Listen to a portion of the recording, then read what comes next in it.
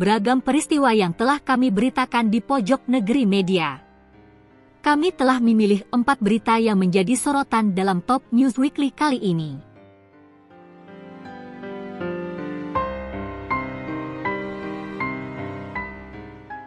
Investasi 33 triliun rupiah dari BRICS ke Malaysia menandai pergeseran strategis dalam peta ekonomi global.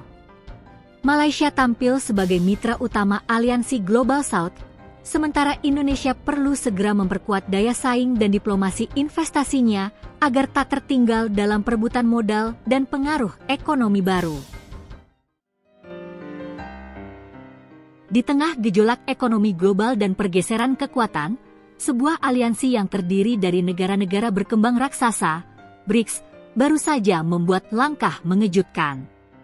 Mereka menggelontorkan investasi fantastis senilai 33 triliun rupiah ke salah satu tetangga kita, Malaysia. Investasi ini bukan hanya sekadar angka.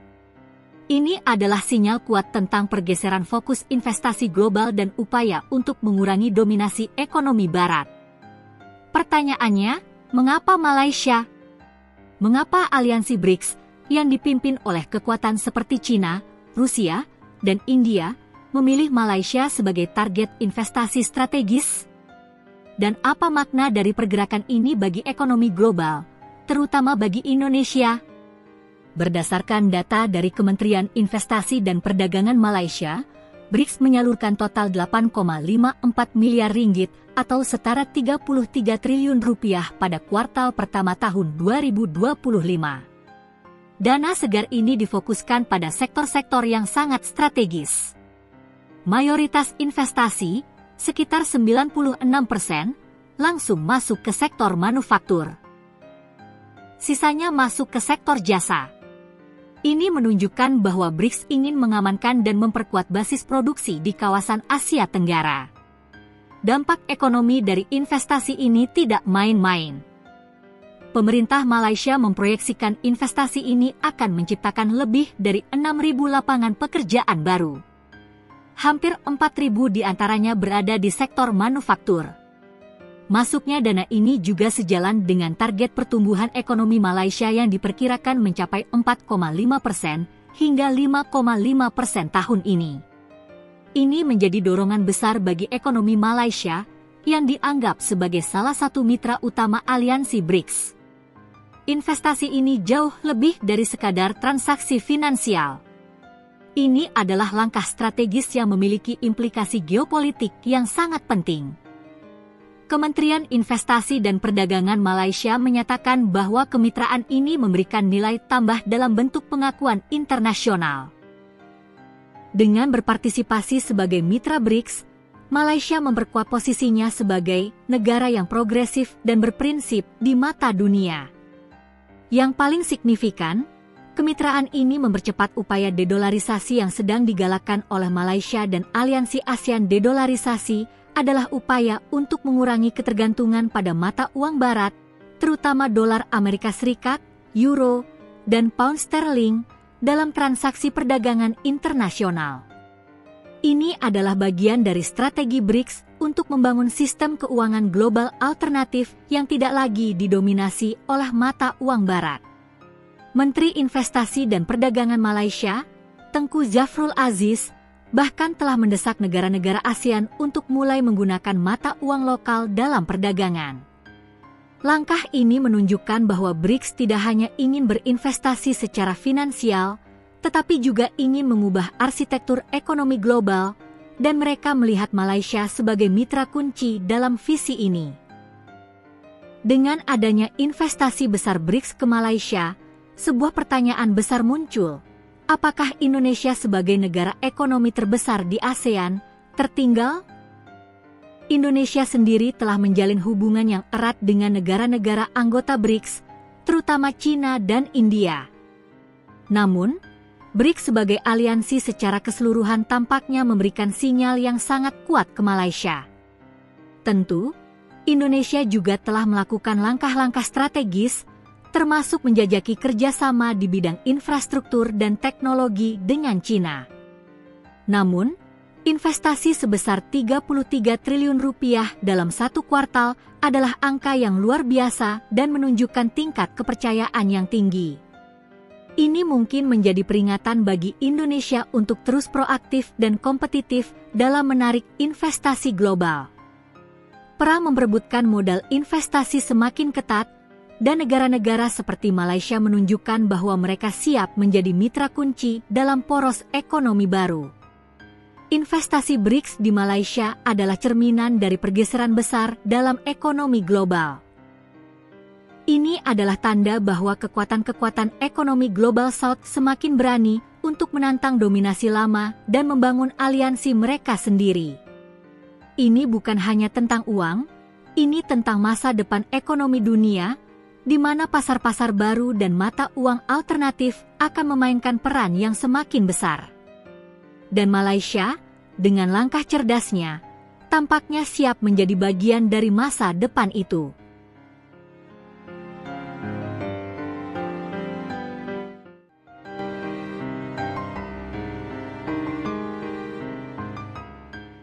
Pernyataan tegas Kepala HAM PBB bahwa Gaza adalah kuburan menyoroti eskalasi kekerasan ekstrim dan retorika genosida yang dituduhkan kepada Israel.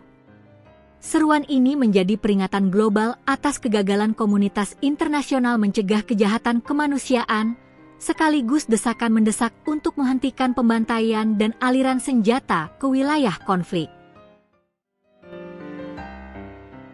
Kata-kata yang kuat dan mengejutkan baru saja terucap dari Markas Perserikatan Bangsa-Bangsa. Kepala Hak Asasi Manusia PBB, Volker Turk, tidak ragu-ragu menyebut jalur Gaza sebagai kuburan. Dalam sebuah pidato yang mengguncang, ia mengutuk keras pembantaian massal warga sipil Palestina dan menuduh pejabat senior Israel menggunakan retorika genosida secara terang-terangan. Pernyataan ini bukan sekadar kritik, melainkan seruan putus asa untuk tindakan. Lalu, apa yang membuat Komisioner Tinggi HAM PBB ini menggunakan bahasa yang begitu keras? Berbicara di sidang Dewan HAM PBB, Volker Turk menggambarkan situasi di Gaza dengan gamblang. Ia mengecam pembunuhan massal warga sipil Palestina di Gaza oleh Israel dan penderitaan yang tak terlukiskan dan kehancuran total yang ditimbulkannya. Turk juga menyoroti hambatan yang diberikan untuk mendapatkan bantuan kemanusiaan yang memadai, yang menyebabkan kelaparan meluas. Ia menyebut pembunuhan terhadap jurnalis, staf PBB, dan pekerja LSM sebagai kejahatan perang yang mengguncang hati nurani dunia. Ungkapannya yang paling mengerikan adalah ketika ia menyatakan bahwa Gaza kini telah menjadi kuburan bagi para penduduknya. Tuduhan paling serius dari Turk adalah penggunaan retorika genosida secara terbuka dan dehumanisasi yang memalukan terhadap warga Palestina oleh para pejabat senior Israel. Tuduhan ini sangat penting karena genosida adalah kejahatan paling kejam dalam hukum internasional. Pernyataan ini muncul setelah militer Israel mengebom sebuah blok apartemen di kota Gaza. Aksi ini merupakan pengeboman ketiga dalam beberapa hari. Perdana Menteri Benyamin Netanyahu bahkan mengumumkan bahwa militer Israel sedang memperdalam serangannya di pusat kota jalur Gaza. Turk secara langsung mengaitkan retorika pejabat Israel dengan tindakan di lapangan, memperingatkan bahwa kata-kata ini dapat memiliki konsekuensi yang mematikan. Turk tidak hanya menyalahkan Israel. Ia juga menuduh komunitas internasional telah gagal dalam menjalankan tugasnya. Ia dengan lantang bertanya, di mana langkah-langkah tegas untuk mencegah genosida? Ia mendesak negara-negara untuk berbuat lebih banyak untuk mencegah kejahatan yang syarat kekejaman ini. Secara khusus, ia menyerukan agar negara-negara menghentikan aliran senjata ke Israel yang berisiko melanggar hukum perang. Permintaannya sangat jelas. Kita perlu bertindak sekarang untuk mengakhiri pembantaian ini. Ini adalah seruan yang belum pernah terjadi sebelumnya dari Komisioner Tinggi HAM PBB yang menunjukkan tingkat keparahan yang ia lihat di Gaza.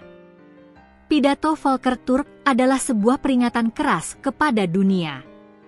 Ini adalah momen kebenaran yang menempatkan pemimpin global pada posisi yang sulit.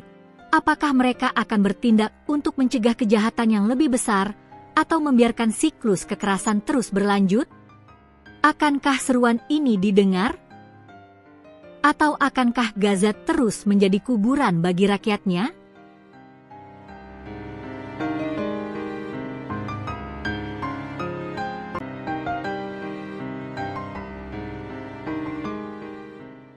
Di tengah tekanan sanksi Barat, Rusia di bawah arahan Putin mempercepat modernisasi sektor luar angkasa sebagai strategi mandiri dan geopolitik.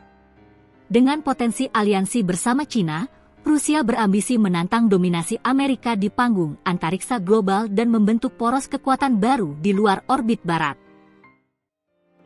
Setelah sukses mendominasi panggung geopolitik di daratan, Rusia kini mengalihkan pandangannya ke langit, ke luar angkasa. Presiden Vladimir Putin baru-baru ini dilaporkan mendesak sektor antariksa negaranya untuk bergerak cepat. Ini bukan sekadar kunjungan biasa, ini adalah seruan langsung untuk memodernisasi industri roket Rusia dan bersaing kembali di panggung global. Lalu, apa yang memotivasi langkah mendadak ini? Mengapa Putin tiba-tiba memprioritaskan mesin roket? Dan mampukah Rusia bersaing dengan raksasa antariksa seperti Amerika dan China di tengah sanksi yang membekap? Dalam sebuah kunjungan yang sangat signifikan, Putin diketahui mengunjungi Biro Desain Kuznetsov di kota Samara, sebuah fasilitas vital yang memproduksi mesin pesawat dan roket. Di sana, ia berdialog langsung dengan para ahli dan spesialis antariksa negara. Pesan Putin sangat jelas dan lugas. Ia meminta sektor antariksa Rusia untuk bergerak cepat meningkatkan pengembangan mesin roket. Ia menyebut ini sebagai pekerjaan yang sangat penting bagi masa depan Rusia di pasar luar angkasa dan global. Menurutnya, Rusia perlu memodernisasi dan memperluas produksi mesin untuk wahana peluncur antariksa. Ini bukan hanya untuk memenuhi kebutuhan domestik, tetapi juga untuk tujuan yang lebih besar, bersaing secara aktif di pasar global. Ambisi Putin untuk bersaing secara global di sektor antariksa datang di tengah tantangan yang sangat besar.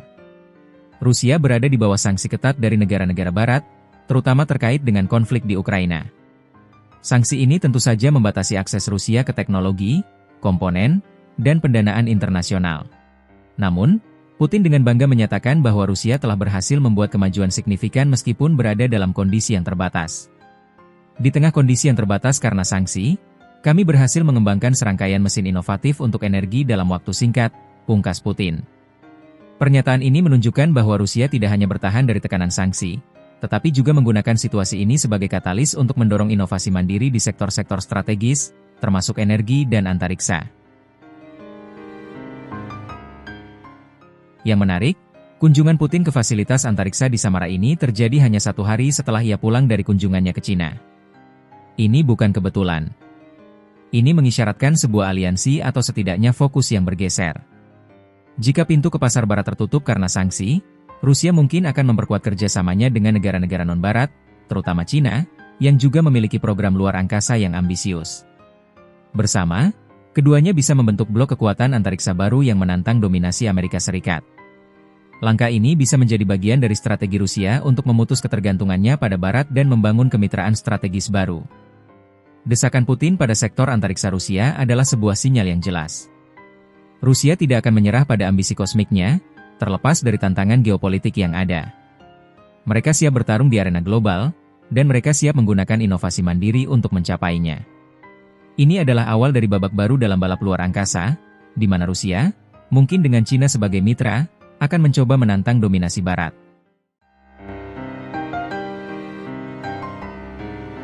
Rabbi Elliot Baskin bersama pemuka agama Abrahamik mengecam agresi Israel di Gaza sebagai pelanggaran terhadap nilai-nilai kasih sayang dalam ajaran Yahudi.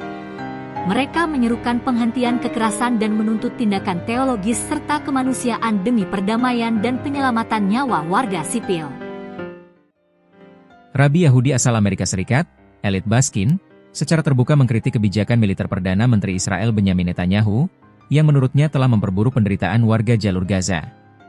Kritik tersebut disampaikan dalam konferensi pers daring bertajuk Abrahamic Plea to Israel, yang diselenggarakan oleh Foreign Policy Community of Indonesia, FPCI, pada Selasa, 9 September 2025. Baskin, yang juga seorang rabi, menyampaikan keprihatinannya yang mendalam mengenai kelaparan, hilangnya nyawa, dan krisis kemanusiaan yang terjadi di Gaza. Ia mengungkapkan bahwa situasi tersebut tak masuk akal dan merupakan kegagalan dari dua pihak, yakni pemerintahan Israel dan Hamas. Saya datang ke sini, hari ini, sebagai seorang rabi, sangat prihatin dengan apa yang terjadi, hilangnya nyawa, dan kelaparan di Gaza, kata Elliot dalam konferensi pers daring itu. Dia menggambarkan situasi di Gaza tak masuk akal, agresi terus berlanjut, kelaparan menjalar, dan sandera yang masih ditawan Hamas. Kita melihat kegagalan kepemimpinan pemerintah Israel dan juga Hamas. Dan kita menganggap hal ini tidak masuk akal dari sudut pandang teologis, imbuh Baskin.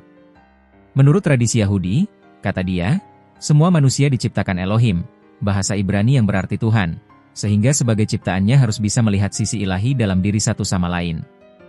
Lebih lanjut, Baskin menegaskan pembunuhan merupakan dosa terhadap kemanusiaan.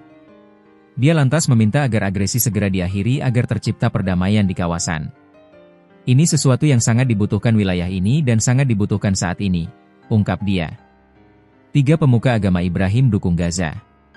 Dalam konferensi pers ini, hadir pula pemuka agama Islam dari Al-Sediaq Islamic Society Melbourne, Australia Imam Ala El-Zokm dan pendeta gereja Handalah Presbyterian Wellington Selandia Baru Referen Rihan Prasad. Kami, para pemimpin agama dari tradisi Abrahamik yaitu Yudaisme, Kristen, dan Islam, berbicara hari ini dengan satu suara, bersatu dalam kesedihan, kasih sayang, dan tekad dalam menanggapi krisis kemanusiaan yang meningkat di Gaza. Demikian pernyataan yang dibacakan Rihan. Dari warisan teologis, agama-agama Ibrahim menyebarkan kasih sayang dan perdamaian sesama manusia. Dalam sumber Yahudi, perintah mengasihi terdapat dalam Imamat ayat 18 yang dipahami bahwa melihat keilahian dalam diri setiap orang adalah dasar memperlakukan mereka dengan bermartabat.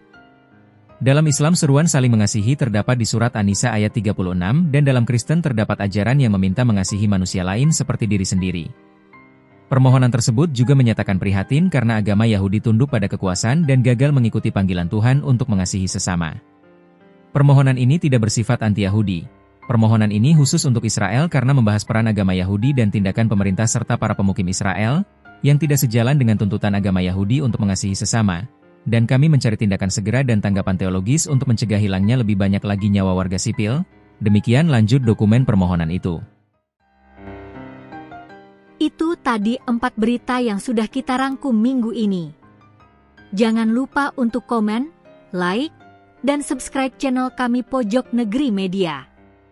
Sampai jumpa di Top News Weekly selanjutnya.